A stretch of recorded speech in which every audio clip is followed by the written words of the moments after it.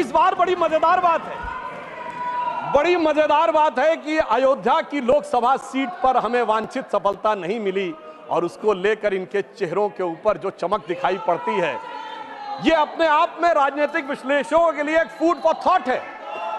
क्योंकि इस प्रकार का एक वातावरण इस देश में बनाया गया कि एक वर्ग के लिए all eyes should be on Rafah, चाहे किसी को पता हो रफा है क्या, कहां ये ना पता हो, पर दूसरे के लिए all eyes should not be on Ayodhya.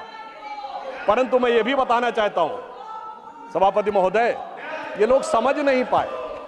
Ayodhya में जब हमें वांछित सफलता नहीं मिली तो हमारे विरोधी बता क्या रहे हैं, देखिए साहब आप अयोध्या हार गए, बस्ती हार गए, प्रयागराज हार गए, चित्रकूट हार गए, नासिक, रामटेक और रामेश्वरम, यानी भगवान राम से जुड़े सारे स्थलों के बारे में बता रहे हैं कि यहां भारतीय जनता पार्टी को वास्तविक, जैसे कई तो ऐसी सीटें थी रामेश्वरम कभी नहीं जीते थे। परंतु महोदय मैं कह रहा हूं ये समझ नहीं पाए प्रभु की लीला क्या है। जो लोग ये कहते थे कि राम हुए नहीं इसका सबूत दो, वो उत्तर से दक्षिण तक राम से जुड़े स्थानों का सबूत दे रहे हैं कि अयोध्या भी राम से जुड़ी थी, बस्ती भी जुड़ी थी, प्रयागराज भी था, रामटेक भी था, रामेश्वरम भी था। अरे आपको लगता है कि भगवान हमको हरवाने के लिए आए थे? नहीं, आपको अपना अस्तित्व मनवाने के लिए आए थे।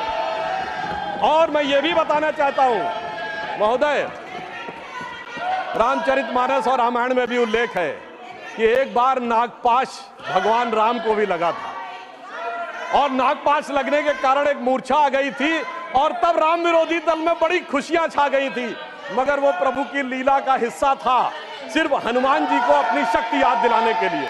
और ऐसा पहली बार नहीं हो रहा है, ऐसा पहली बार नहीं हो रहा है सभापति महोदय।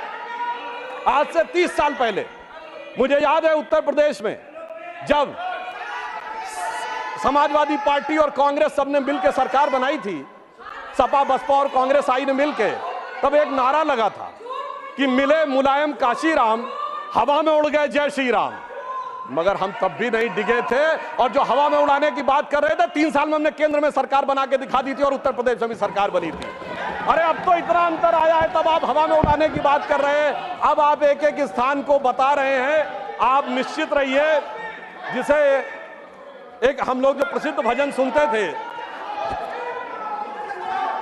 उसमें यह कहा गया है, जो हनुमान जी का प्रसिद्ध भजन है कि रावण युद्ध अजान कियो तब नाग की फांस सबे सिर डारो। परंतु चिंता मत करिए, वो शक्ति पुनः जागृत हो रही है और वो जागृत होकर हमें पुनः वहां तक पहुंचाने का प्रयास रखेगी। और एक मैं गंभीर बात करना चाहता हूं, श्री राम का विषय हमारे लिए हार जीत का विषय नहीं है। हम 2 सीटों की पार्टी थे, तब भी उतनी श्रद्धा और निष्ठा के साथ खड़े थे। हम 86 सीट पे भी वैसे ही खड़े थे, 120 पे वैसे ही खड़े थे, 182 पे वैसे ही खड़े थे, 282 पे वैसे ही खड़े थे, 303 पर वैसे ही खड़े और 240 पर भी वैसे ही खड़े हुए हैं।